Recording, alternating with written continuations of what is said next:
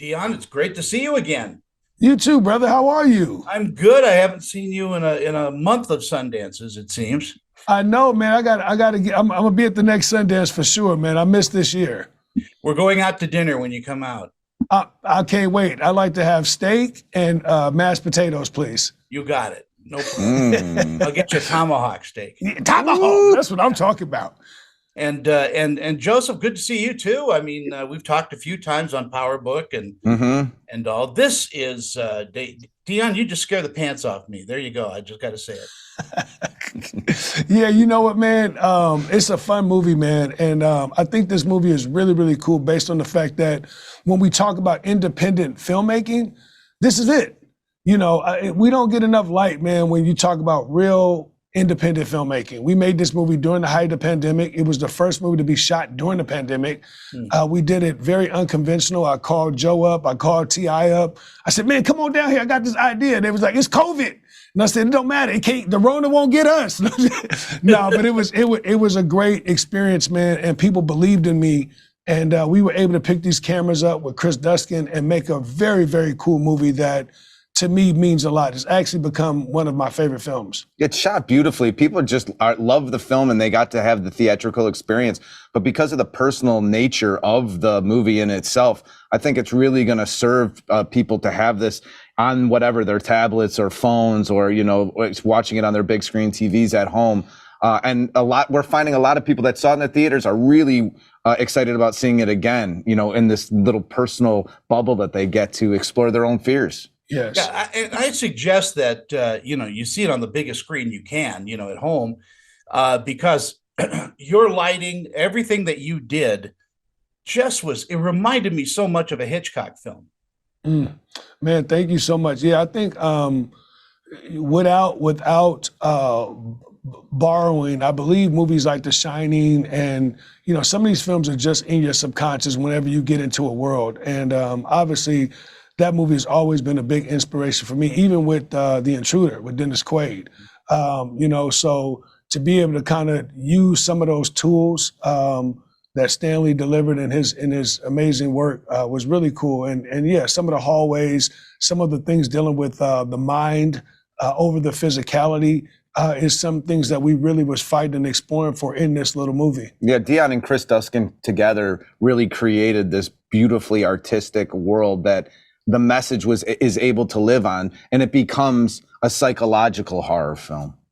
Yeah, and it plays in your mind. I mean, even after the film. Joseph, tell me a little bit about Rom.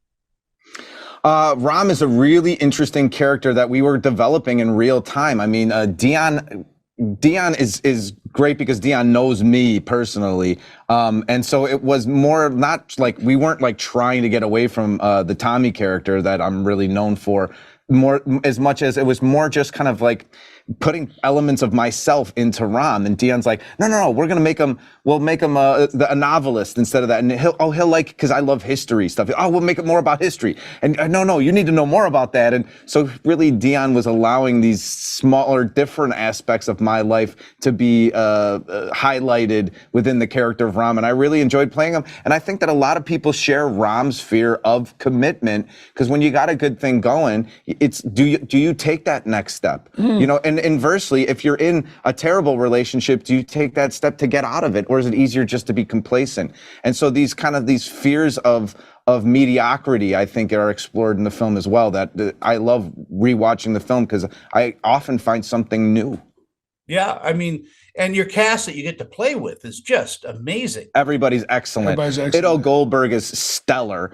T.I. is fantastic. And then you got Ruby Modine, Annie Alonso. Everybody, Andrew Bachelor is fantastic. Everybody in that film. Yeah, I think you hit it. It's a real ensemble piece. Deon, when you're running around with your camera, it kind of reminds me of like a 17-year-old kid making his first movie. I mean, you're coming up with ideas on the fly and everybody's contributing. That's what you're talking about at independent movies. Yeah, that is independent movies. When you're scraping up money to make it, when you're doing it on your own steam, on your own power, when there is no one to call if something goes wrong, that's independent filmmaking. And I think that right now the lines are being blurred. And there are several people out here, man, that are just like me that are actually making movies without asking a studio, without asking for permission, they're making their art without having people say, well, you know, you got to have this in the second act and that.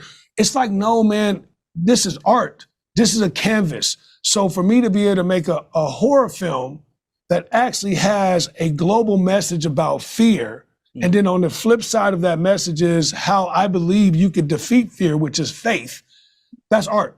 So it won't be for everybody, but it will be for a majority of the people. But yeah, man, I do feel like a 17-year-old running around with a goddamn camera, because that's what I've been doing my whole life, man, is independently doing that. You know what I mean? From The Intruder to Fatal to Fear to Black and Blue, it has always been me running around with a camera.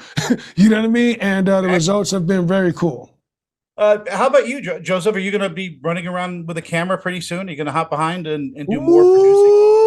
Ooh, he's doing it now. Look at him. I'm producing a lot of great stuff. My production company is called Black Fox. My brother Albin runs the company. And yeah, we got a lot of great things in the mix. And we'll be working with Hidden Empire Films until the end of until the end of time. That's what the logo is. Black Fox. Deon, I'm giving you the last word. What do you think audiences are going to take away from watching Fear? What I hope that they take away is I hope they have a great time watching it. That's number one. I think Chris Duskin's work is amazing. I think the performances are great. I love the fact that when you watch this movie, it's almost a capsule film where you have to remember what it was a year and a half, 2 years ago when everything was crazy. Like people are like, oh man, you sneezed or you coughed or damn, you touched me the wrong way. Like, I want you to remember what that was. And I think this movie will remind you for a moment, but then it also begins to unravel and you begin to understand the power of the mind and the manifestation of the mind. So I hope when you walk away, you say, man, that was a fun, interesting ride. I got a couple of jumps, a couple of scares, but more importantly, I came out with a meaning and a message. That's what I want the film to do. Well, I'm sure it will. And gosh, I love talking with you. We got to get together. Say hi to Roxanne for me. I absolutely will, man. And I love you to death, both of you. Love you too, brother. Thank you. I love that chair Thank you. too, man. When you hang up, you're gonna blast off, man. I am. I'm in control. I'm out of here, man. I'm out of here, man. There's a movie that you can make about this chair. I'm sure it is, man. He already has. Thank you, brother.